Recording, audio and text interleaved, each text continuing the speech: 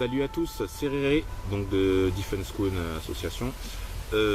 Aujourd'hui, on va parler d'un sujet assez classique, enfin une question que pas mal d'élèves posent, qui est à savoir donc est-ce que les Tao sont utiles? Voilà, est-ce qu'ils sont utiles ou pas? En fait, je pense que la question devrait être posée autrement, dans le sens où on devrait plutôt se poser la question de comment peut-on utiliser les Tao, comment peut-on maximiser les Tao dans notre pratique. Ça veut dire quoi? Ça voudrait dire que, en gros, souvent dans les cours, que ce soit de Wing Chun ou autre, on va soit commencer par le Tao, soit terminer par le Tao. Donc ça, il n'y a pas de souci, hein, tout le monde fait comme il veut, c'est très bien. La chose en fait qui semble un petit peu bizarre, je pense, pour les élèves, hein, bien entendu, c'est qu'ils font ces mouvements, mais ils ne peuvent pas vraiment y réfléchir. Ça veut dire que pour eux, en fait, le Tao devient une chorégraphie. D'accord? Donc quand le Tao devient une chorégraphie, ça veut dire que déjà son sens premier nous a échappé. D'accord? Et en effet, là-dessus, quand l'élève pense comme ça, on ne peut pas le blâmer. Ça veut dire que nous-mêmes, on a raté quelque chose. Voilà. Raté quelque chose, je parle en termes d'explication. Peut-être qu'avant de commencer le Tao, on aurait pu expliquer à quoi il servait, comment on pouvait l'utiliser. Ou surtout même, tel geste va servir à quoi et comment il doit être fait pour qu'il y ait une utilité dans l'application que nous allons voir, par exemple, tout simplement. Souvent aussi, quand les élèves font le Tao, on a aussi le problème où on va se dire, mais qu'est-ce que je fais là? Je suis venu pour m'entraîner, je me retrouve pendant 5, 10 minutes, un quart d'heure à répéter des mouvements que techniquement j'aurais pu faire chez moi. Ils n'ont pas tort là-dessus. Mais ça veut dire que les mouvements en fait que l'on va faire dans le dojo vont être explicités et vont être approfondis. Après, ces mouvements que l'on fait dans le dojo, ils doivent de toute manière être faits à l'extérieur. Alors peut-être pas forcément dans un but purement et simplement de faire le Tao. Parce que, en gros, moi, je vous parle de moi personnellement, là, de mon expérience, on va dire qui m'est propre, excusez-moi. J'ai jamais vraiment été un grand fan des Tao. Pendant, 7 ans, 8 ans, les Tao, voilà, ça me saoulait, mais je les faisais parce que je savais que ça passait par là. Mais plus tard, j'ai commencé à apprécier les Tao parce que je réussissais à en retirer des choses importantes dans ma pratique. Donc ma pratique par rapport à l'autre, par rapport à un camarade, par rapport à un adversaire. Ça veut dire que en gros, quand j'utilise maintenant mes techniques, donc mes techniques qui sont dans le Tao, je sais pourquoi je le fais. Les techniques qui sont dans le Tao et le Tao en lui-même, en soi, c'est la fondation, c'est la base, c'est vraiment les fondations, la base de la maison. On doit pouvoir connaître ces choses-là et savoir s'appuyer dessus. Si on est capable de s'appuyer sur ces fondations-là, sur ces bases-là, normalement, il n'y a pas de raison, on va progresser. Et on va commencer de mieux en mieux comprendre le style, à savoir justement comment il fonctionne et à savoir comment on va l'adapter à notre propre personnalité, d'accord, ou à notre propre physionomie, d'accord. Donc voilà, parce que physiquement on n'est pas tous fait pareil, donc forcément le Tao va peut-être demander va faire qu'on va l'arranger d'une certaine manière. Quand vous regardez bien certains Tao, même beaucoup, personne ne fait vraiment les Tao de la même manière. Pourquoi? Parce que plus petit, parce que plus grand, parce que plus gros, parce que plus maigre. Mais c'est comme ça. Et en aucun cas, moi, je me permettrais justement de juger la manière dont la personne fait le Tao parce que je ne connais pas sa souplesse articulaire, je ne connais pas un petit peu les gènes qu'il peut peut-être avoir, qui sont diverses et variées. Donc voilà, du moment que les concepts et les principes et l'énergie, si toutes ces choses-là sont présentes, pour moi, il n'y aurait pas de souci. D'accord? Après, c'est un point de vue. Donc, comme je vous disais, voilà, c'est une histoire de fondation. Ça veut dire que, en gros, pour pouvoir utiliser le Tao, trouver le Tao utile, il faut savoir justement à quoi ça sert. Souvent, on va nous dire, donc voilà, dans le Tao, on a ce mouvement-là, donc le Pak Sao, il nous permet de contrer les directs, etc., etc. Donc ça, c'est très bien, en effet, ça, c'est le b.a.-ba, on le sait tous, mais peut-être qu'en effet, on devrait pouvoir l'expliquer justement d'une manière un petit peu plus poussée. C'est-à-dire qu'en effet, ça va nous permettre ça, mais c'est surtout qu'on va mettre une énergie. Cette énergie, elle va aller vers l'avant. On va essayer d'aller chercher un contact sur l'avant-bras ou sur le coude. Et à partir de ce moment-là, on a en fait ici comme une cale. Une fois qu'on a cette cale, on peut redevenir donc beaucoup plus souple pour pouvoir frapper, transformer par exemple ce pack en Gum Sao. Et ensuite refrapper une fois, 3 fois, 100 fois. Ce qui voudrait dire que en fait, quand on va faire le Tao, on va plutôt parler, on pourrait parler d'énergie, on pourrait aussi parler de direction. Donc là, ce que je vais chercher, c'est pas forcément à contrer un coup de poing, ça va être surtout de venir intercepter. Je vais venir intercepter et rediriger, j'intercepte, je redirige, j'intercepte, je redirige. Donc en fait, on va lier le mouvement du Tao à une action. Ça veut dire que quand je fais mon Tao, je vois l'action.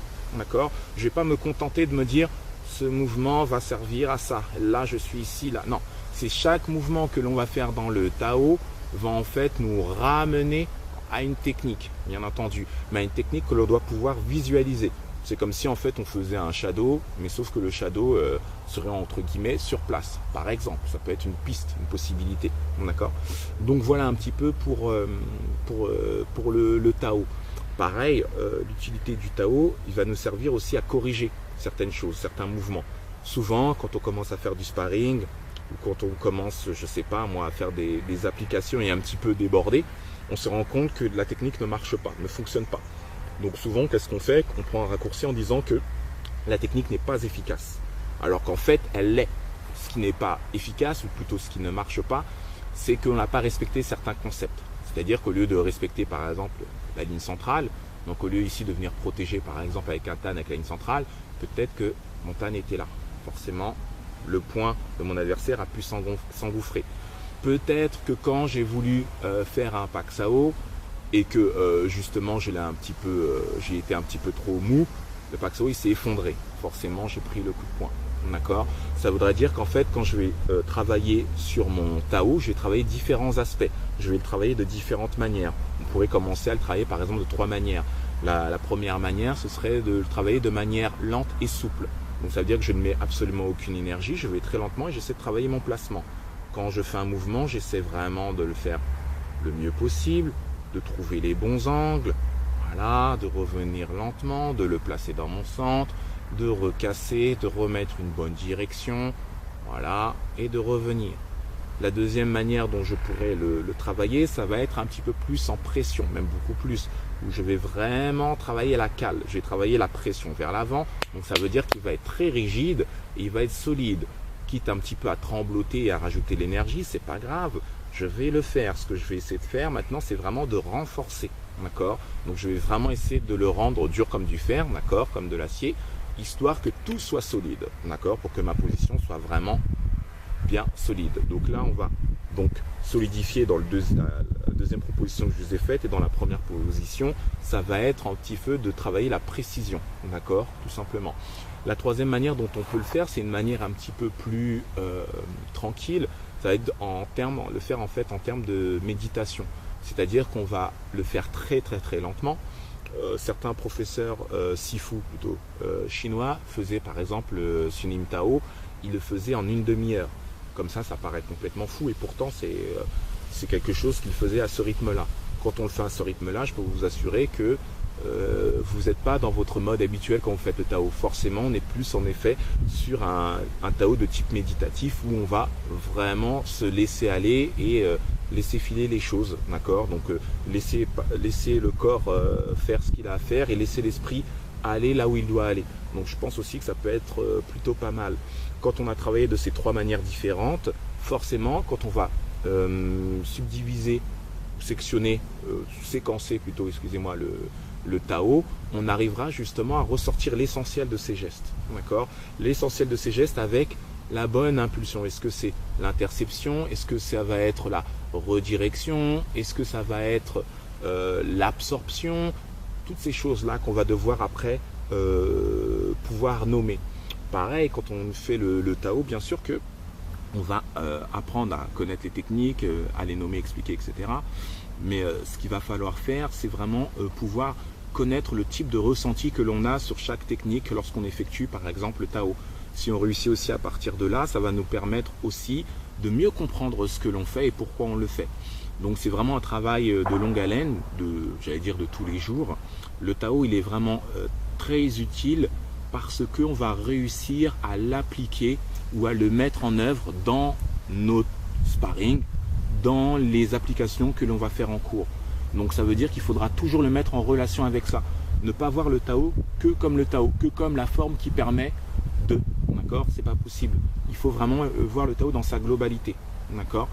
Donc voilà un petit peu par rapport à ça. Donc continuer à travailler tous les Tao, s'en servir à bon escient.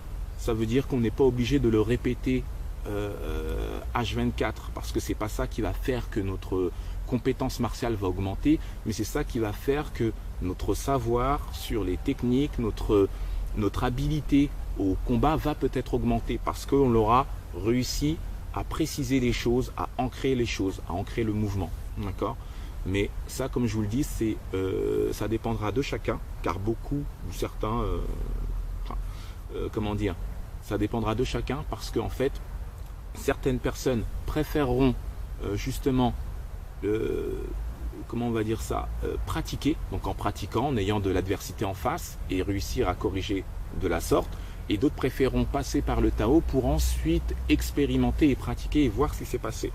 Bien entendu, il y a une manière de faire qui est plus directe, donc qui peut engager plus de dégâts, donc c'est d'aller tout de suite chercher le pourquoi du comment en faisant justement des sparring ou une confrontation. Et une autre partie qui est plus safe et qui est un petit peu plus raisonnable, qui est en effet déjà de se corriger soi-même, donc seul, et ensuite d'aller tester. Après, c'est à chacun de voir selon les tempéraments qu'on a et notre manière d'apprendre et de concevoir l'apprentissage. Voilà. Donc je vous remercie pour ça et je vous dis peut-être à bientôt. Ciao.